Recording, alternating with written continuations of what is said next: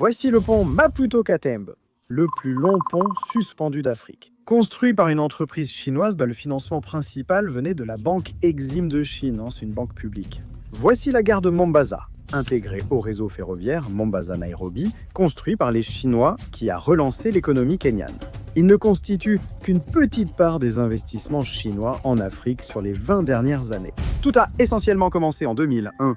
En 2014, la Chine avait déjà accordé plus de 86 milliards de dollars de prêts commerciaux aux gouvernements africains, finançant plus de 3000 projets d'infrastructures.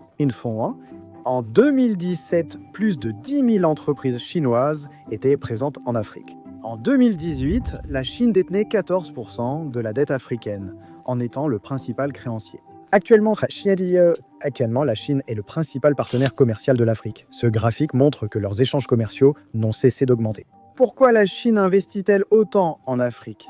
La réponse est l'influence. Et l'influence en Afrique, qui est le continent le plus riche du monde en termes de ressources naturelles et minérales, est énorme. Tout cela relève de l'initiative La Ceinture et la Route, Belt and Road Initiative, de la Chine. Le but est de créer de nouvelles routes commerciales reliant la Chine au monde et d'établir un vaste marché interdépendant pour elle. C'est la version chinoise de la route de la soie du XXIe siècle que l'Europe ne peut plus ignorer. Donc en février 2022, lors du 6e sommet Union européenne-Union africaine. L'Union européenne a tenté de rivaliser avec l'influence de la Chine en Afrique, en annonçant un plan de financement de 160 et 11 milliards de dollars pour des projets et le développement sur le continent. Ce financement sera réparti sur 7 ans et représentera la moitié du capital total alloué par le bloc à ces plans de passerelle mondiale. Présenté comme alternative à l'initiative La Ceinture et la Route de la Chine, il sera investi dans l'énergie verte, la santé, l'éducation, les infrastructures numériques et les transports. L'Afrique est désormais le voisin le plus proche de l'Europe. Les liens entre l'Afrique et l'Union européenne sont forts en raison de l'histoire et de la proximité. Mais ce n'est pas forcément une bonne chose compte tenu de ce qu'est exactement cette histoire. Les relations euro-africaines restent marquées par un lourd passé colonial, et dire cela est encore bien en dessous de la réalité. En fait, les Africains font plus confiance à la Chine qu'à l'Europe. Ce graphique l'illustre bien. La Chine domine tandis que l'ancienne puissance coloniale est la plus détestée et la moins appréciée après la Russie. Maintenant, la Chine le sait. L'actuel président chinois, Xi Jinping, a constamment évoqué les similitudes entre la Chine et l'Afrique. Entre les anciennes aspirations coloniales de l'Europe et la fraternité indéfectible forgée dans la lutte contre l'impérialisme et le colonialisme au cours des 65 dernières années, l'Afrique n'a tout simplement aucune raison de se méfier de la Chine contrairement à l'Europe. Ils n'ont pas de passé colonial ou impérialiste en Afrique. En plus, l'Afrique voit la Chine comme un pays du tiers-monde devenu puissant et souhaite suivre son exemple. L'Europe mène une guerre d'influence perdue d'avance. Il reste aussi la question des prêts.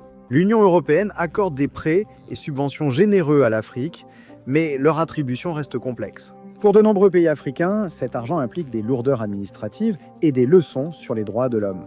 Ce que l'Union européenne appelle bonne gouvernance peut sembler de la bureaucratie aux nations africaines. Comparé avec la Chine, dont les prêts et subventions sans condition sont bien plus accessibles aux régimes africains évités par l'Occident pour violation des droits de l'homme.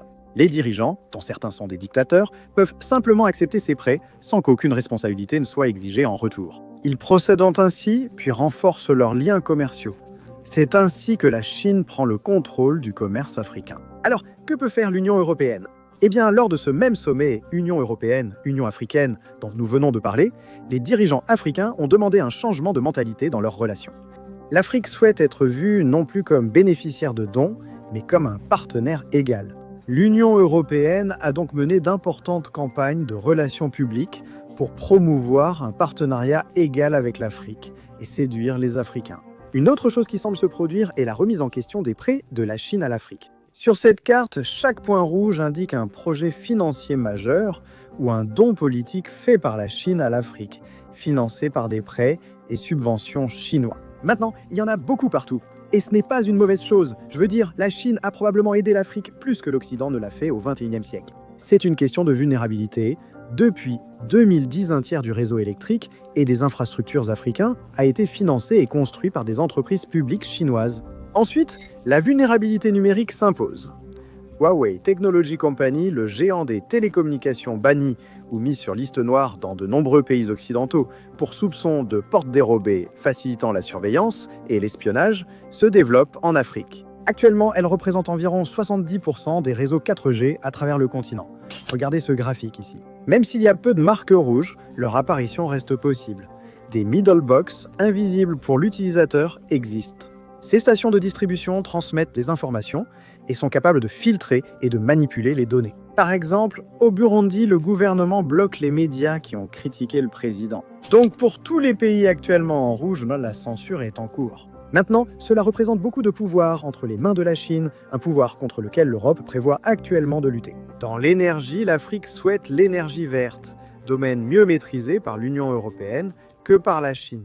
Le programme Global Gateway de l'Union européenne vise à ajouter au moins 300 gigawatts d'énergie renouvelable d'ici 2030, ainsi qu'un vaste déploiement de la production d'hydrogène. Pour illustrer, 1 gigawatt alimente 750 000 foyers. Ainsi, 300 gigawatts permettront d'alimenter 225 millions de foyers grâce aux énergies renouvelables. Et avec le continent africain représentant 30% des ressources éoliennes mondiales et ses réserves théoriques d'énergie solaire représentant près de 40% du total mondial, leur potentiel en énergie verte est incroyable. Selon les plans Global Gateway de l'Union européenne pour contrer Huawei, Bruxelles prévoit un câble sous-marin sécurisé en fibre optique reliant l'Union européenne à l'Afrique via la côte atlantique avec des normes élevées d'infrastructure et de cybersécurité. C'est une contre-mesure, mais les limites deviennent floues quand on s'en aperçoit. Orange, principal opérateur télécom français, débute le déploiement des équipements 5G de Huawei en Afrique. Mais ça, c'est pour une autre fois. Donc la Chine construit tout ça en Afrique, n'est-ce pas ? Et tout cela coûte beaucoup d'argent à construire que la Chine a bien sûr financé. Mais la façon dont ils l'ont fait a rendu certaines personnes méfiantes. Entre 2001 et 2018, la Chine a investi 41 milliards de dollars en investissements directs étrangers ou investissements directs étrangers en Afrique. Mais durant cette période, ils ont prêté 126 milliards de dollars à plusieurs pays africains, soit bien plus. Maintenant, certaines personnes regardent cela et disent que c'est un piège de la dette. C'est quand un pays développé accorde de nombreux primes à des pays en développement pour qu'ils améliorent leur infrastructure. Très souvent, ces pays ne pourront pas rembourser cet argent. Et s'ils ne peuvent pas rembourser leurs prêts dans un certain délai, alors le pays développé prend le contrôle de ses routes commerciales. Ou quelque chose de très important en échange. Je ne vais pas dire que ce que fait la Chine, c'est piéger l'Afrique dans la dette, parce que honnêtement, il y a eu de très bons contre-arguments à cette idée. Et en réalité, il se pourrait que ce soit simplement le Fonds monétaire international qui projette ce qu'il avait réellement fait dans les années 60 et 70 sur la Chine. Donc, il faut attendre et voir. Mais cela n'empêche pas la méfiance envers la Chine. Des pays africains réévaluent leurs liens avec la Chine et annulent des contrats avec des entreprises chinoises.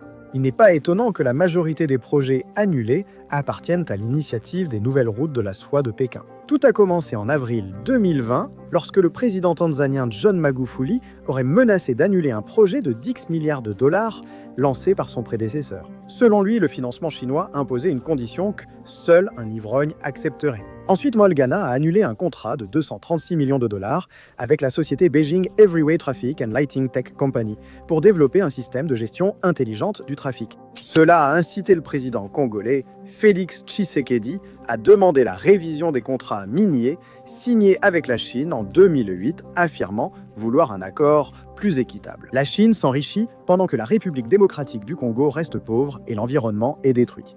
Ce type d'action en nombre fait perdre confiance à l'Afrique envers la Chine. C'est aussi une occasion pour l'Union européenne de reprendre la lutte d'influence, mais la bataille sera difficile. La Chine a établi 25 zones de coopération économique et commerciale dans 16 pays africains dans le cadre de sa nouvelle route de la soie, et ils entretiennent une relation d'interdépendance très forte. Pour faire simple, l'Afrique possède beaucoup de ressources naturelles et a besoin de beaucoup d'argent, tandis que la Chine dispose de beaucoup d'argent et d'un besoin croissant en ressources naturelles. C'est aussi pourquoi l'Europe vise l'Afrique. L'Afrique possède 40% de l'or mondial et jusqu'à 90% du chrome et du platine. On y trouve aussi les plus grandes réserves mondiales de cobalt, diamant et uranium. Sans compter qu'elle détient 65% des terres arables mondiales, c'est l'une des raisons de la présence initiale de l'Europe. Mais aujourd'hui, c'est une bataille d'influence. Alors, avec la Chine et l'Europe engagées dans un bras de fer, chacune espérant prendre le volant de l'économie africaine, qui a la meilleure chance? Mais plus important encore, Est-il possible que l'Afrique soit celle qui profite le plus de cette guerre d'influence comme elle le mérite?